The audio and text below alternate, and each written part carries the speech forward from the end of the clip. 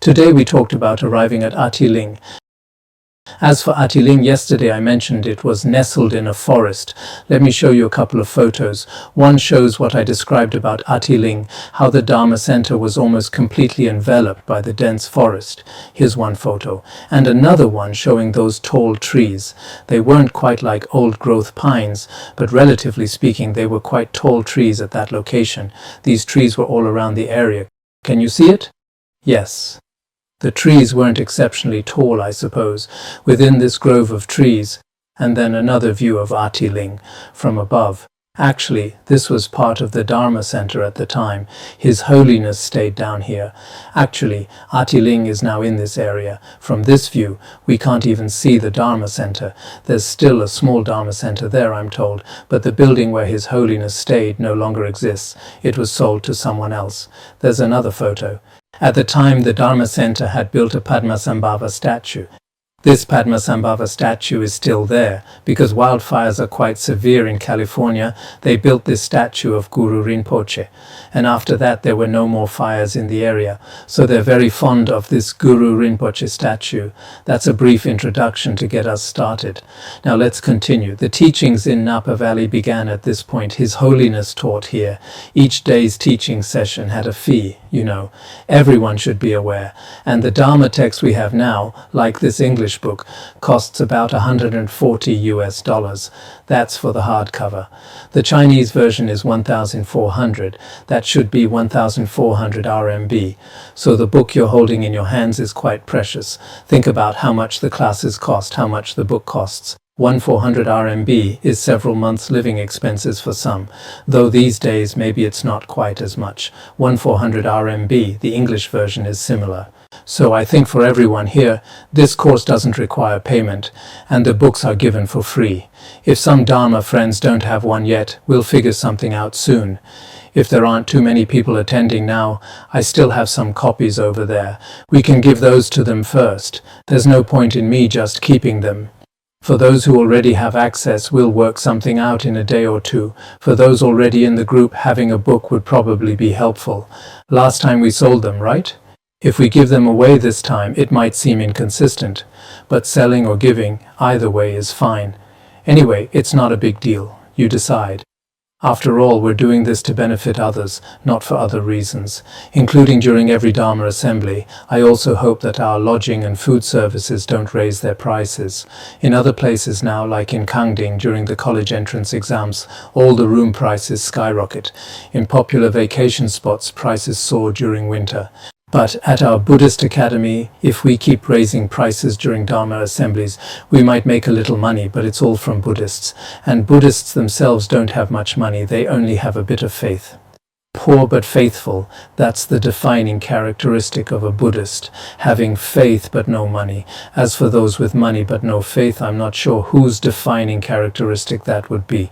So I think many of our Dharma friends are actually quite financially constrained. That's why I'm not sure how things are now, but this has always been my request. Whether it's hotels or other places, usually elsewhere, as soon as there are more guests, they immediately raise prices again and again. But let's try not to do that. The people involved should understand this. So for this reason, including Dharma texts, we try our best. But if everything is completely free, people tend not to cherish it. They think it doesn't matter. That's often the feeling. So we still try our best to provide convenience for everyone. That's the principle. On July 9th at the Lincoln Theatre, His Holiness officially began the teachings at this stop. During our time in Napa Valley, every teaching session was held at the Lincoln Theatre. From Ati Ling to the Lincoln Theatre, it was only about a 10-minute drive, very close. If you go visit in the future, I've been there. At that time, San Francisco, as well as Los Angeles, Seattle, I've been to all of them. Stanford University, UC Berkeley, and even Google's lecture hall in Seattle. I've been to all of them. When I went, I really wanted to visit, but the schedule was too tight. There was no way. In the future, definitely, when I'm in San Francisco or Los Angeles, it's not that far. A visit would be possible. At that time, His Holiness stayed in that forest at Ati Ling, traveling back and forth to the Lincoln Theatre every day. Actually, the Lincoln Theatre is quite a renowned international venue. When we went there, At the entrance, there were flags from many different countries. It's an international conference center. You can see it in the video we made before, flags of many different countries at the entrance. That's how the Lincoln Theatre is. But now, looking at recent photos, it looks a bit aged. It's been over 30 years after all, but their construction quality is excellent. Otherwise, buildings in our area, who knows what they'd look like after 30 years. This teaching event was jointly organized by Ati Ling, Rigdzin Ling, and Tashi Chöling, the Wisdom Treasury Center. His Holiness visited all of these. We'll introduce them later. The audience consisted mainly of Buddhists who had faith in the Nyima lineage and had been practicing secret mantra for many years. Many of them were like this. Many came from San Francisco and some from Seattle and Los Angeles. Those places are relatively close. The theater that could seat over 1,000 people was completely full. People of many different nationalities and skin colors warmly welcomed His Holiness's arrival. At the time, everyone was truly joyful. You can probably see a glimpse of it in the video. We'll share this video with each center so it can be shared later. A while ago, we watched it internally and everyone felt it was quite good. The translator for this leg of the journey was an American named Chokyi Nyima, the one with the beard. I specifically included a photo of him. His teacher was Chakdu Tulku Rinpoche. His Holiness joked, "Your teacher has a white beard, the disciple has a yellow beard, and the son has a black beard." His Holiness would joke like this sometimes. Chakdu Tulku Rinpoche himself had a white beard. His disciple Chokyi Nyima had a reddish-yellow beard. His son is Jigme Rinpoche, who has a black beard like an Asian. He said there were 3 different colored beards. His Holiness would joke like this sometimes. Then that afternoon, we don't need to mention July 9th again, right? In the afternoon, His Holiness bestowed upon everyone the empowerment of the tendril nisal, a term revealed by Tertun Sogyal. This tendril nisal empowerment has 3 kinds of practices: elaborate, intermediate, and brief. This time he gave the empowerment for the intermediate practice. The one we practice is the brief version. At that time here, His Holiness gave the intermediate version. The differences among these 3 will be explained later in our memoir. His Holiness explained the differences between them. Now for today's first session, the first lecture on Chetsun Nyingtig. On the morning of July 10th, His Holiness, based on the commentary composed by Kongtrul Yönten Gyatso, the supreme elixir for making gold, the Chetsun Nyingtig empowerment ritual, bestowed the Chetsun Nyingtig empowerment upon everyone. His Holiness mentioned that he had to extend the time. Afterward, he apologized, saying, I really couldn't finish in time. Please allow me a bit more time. We'll discuss this later. At that time, the Chetsun Nyingtig empowerment wasn't considered very long. It could be completed in just over 2 hours. But let's see. When we have the opportunity, we'll talk about it. This year it's not possible. Various circumstances make it impossible this year. If there's an opportunity in the future, we'll see. If you truly haven't received a Dzogchen empowerment, just continuing with the teachings shouldn't be a big problem. That morning, His Holiness gave this empowerment to everyone. Then in the afternoon, he began teaching the terma of Jamyang Khyentse Wangpo, the stages of the Chetsun Nyingtig, the Chetsun Dzogchen. The teaching was given in 4 lectures. Today is the first one. His Holiness began by reciting a verse. This verse is from within the Chetsun Nyingtig text. When His Holiness took us to Mount Wutai, he often recited this verse. He said Mount Wutai is associated with Vimalamitra and Manjushri. We would recite the verse of supplication to Manjushri. The last verse we recite before class, the final verse of the way of the Bodhisattva. Whenever I wish to see you or ask a question, may I behold Manjushri without any hindrance. We would recite these verses continuously. Even in the car, we'd loudly chant to Vimalamitra, loudly chant to Manjushri, I wish to see you. Please bless us. When we went to Mount Wutai, that was the atmosphere we traveled in. So on the morning of July 10th, yes, this is the first lecture, His Holiness said, having perfected the 4 visions of clear light, your awareness arose as the unchanging 5 kayas. This is the verse for Vimalamitra. He perfected the 4 visions and the 5 kayas of unchanging awareness manifested. The great rainbow body achiever, venerable Vimalamitra, look upon me with loving kindness and compassion, and immediately bestow blessings of direct realization. His Holiness recited this once. This is from the Chetsun Nyingtig. After reciting it once, His Holiness explained, "Our root teacher Buddha Shakyamuni, who is endowed with great compassion, loving kindness, and skillful means, gave rise to Supreme Bodhicitta many eons ago. Then, over 3 countless eons, he diligently engaged in the accumulation of merit, and finally manifested the attainment of Buddhahood in Bodh Gaya, India. Afterward, in order to benefit ordinary and extraordinary beings to be tamed by the teachings of the common vehicle at Deer Park in India, to the 5 human bhikshus and the 80,000 celestial beings, he turned the first wheel of Dharma on the 4 noble truths. Later, at Vulture Peak in India, for all sentient beings to be tamed through the Mahayana path, he turned the wheel of Dharma for the 2nd time on the absence of characteristics. What is the wheel of characteristiclessness? By teaching the extensive, middling, and concise Prajnaparamita Sutras, the Buddha established the view that all phenomena, from material forms to the Buddha's omniscient wisdom, are empty in nature. This mainly concerns emptiness. Then, for extraordinary sentient beings who follow the Mahayana path, at Vaishali and various other locations, he turned the 3rd wheel of Dharma on fully distinguishing. The wheel of fully distinguishing mainly concerns the sutras on Buddha nature. As for the tantric teachings, they were given in different places. These can also be included in the final turning of the wheel. The teachings on the true nature of reality and the clear light of Buddha nature, the Buddha mainly. Which of the 3 turnings do the tantric teachings belong to? We can say they belong to the final turning of the wheel, because they were taught at Vaishali and other extraordinary places, in celestial realms, human realms, Odhyana, and many other locations. So the tantric teachings can be included in this final turning of the wheel. Afterward, for those with the sharpest capacity, the Buddha gave the Vajrayana teaching of secret mantra in a secret and brief manner. For example, in Odhyana, he taught the Guhya Samaja Tantra, our Guhya Garbha's Guhya Samaja Tantra, also known as King of Tantras. There was an old Chinese translation, but that translation didn't follow the Anuttara Yoga approach. Actually, this Guhya Samaja Tantra is Anuttara Yoga, spoken directly by the Buddha. I actually received the transmission before and wanted to teach it to everyone, but teaching it is probably not so simple, so it hasn't been translated.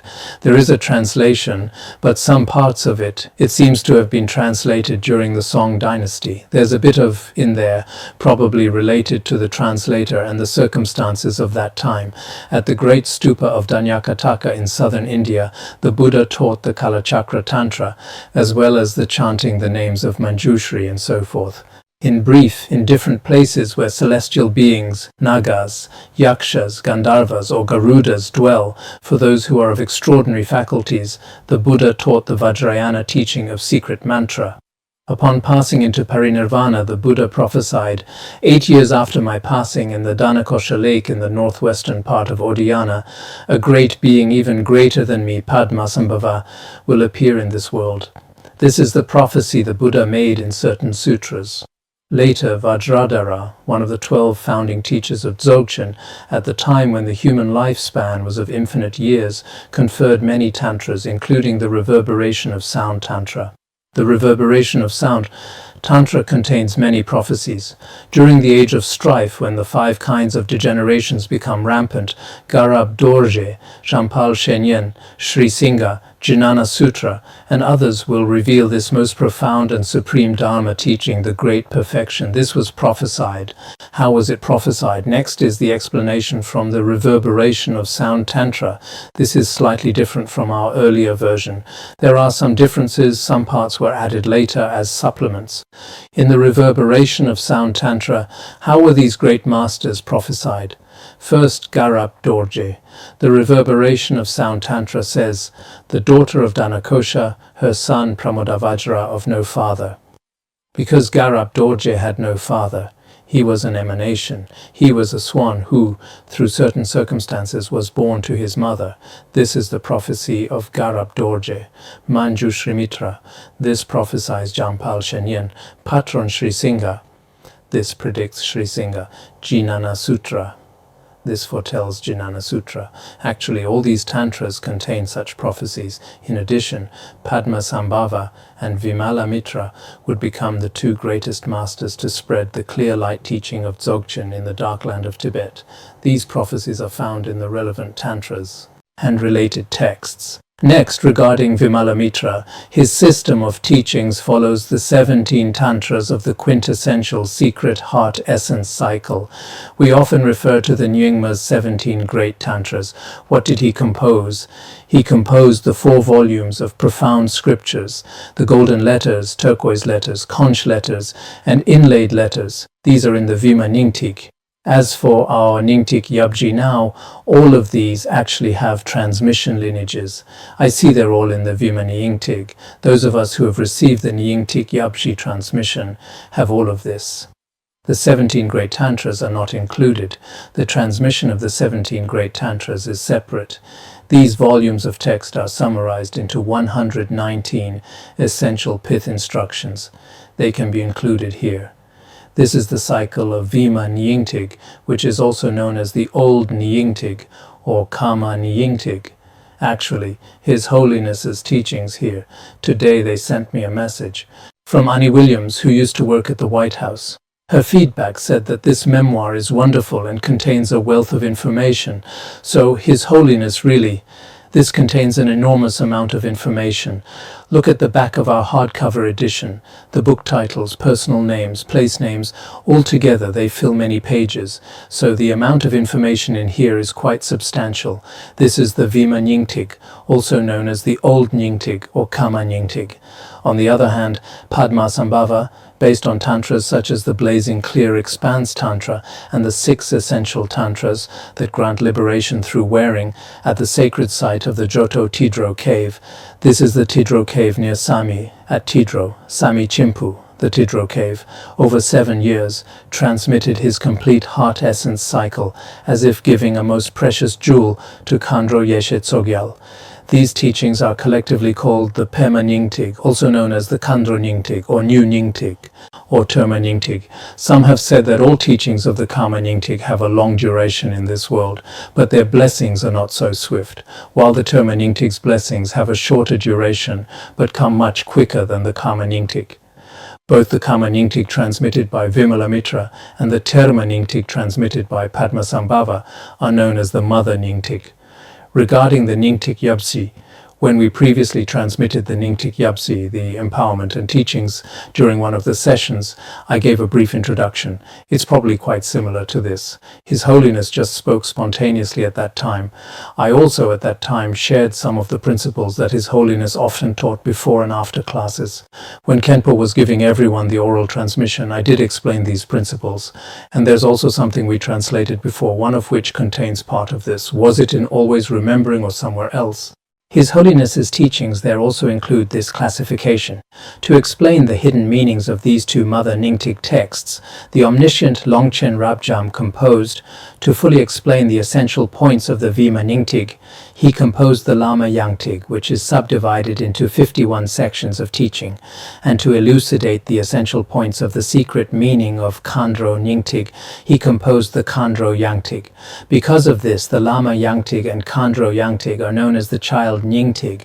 Longchen Rabjam composed the Lama Yangtig and the Khandro Yangtig.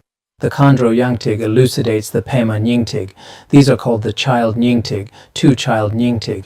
The 2 Mother Nyingtig texts and 2 Child Nyingtig texts constitute the very famous Nyingtik Yabzi, the 4 sections of the heart essence. Additionally, the omniscient Master Longchenpa also compiled most of the profound secret instructions of the heart essence lineage into one text called Zabmo Yangtig. This Zabmo Yangtig, 1 year on the nuns' side, Longdo Tulku at that time transmitted the Lama Yangtig and Zabmo Yangtig, the empowerments and instructions. Whether everyone received all of them, I've forgotten.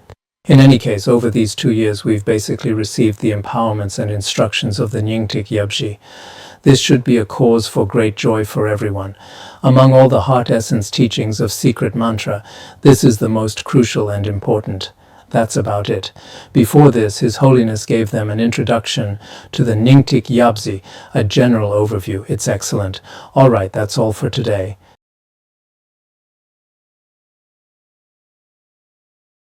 Sunandai Tamsa Rubaya Tonani Jana Pasi Jirgana Jirano Chubai Jupun Solen Droja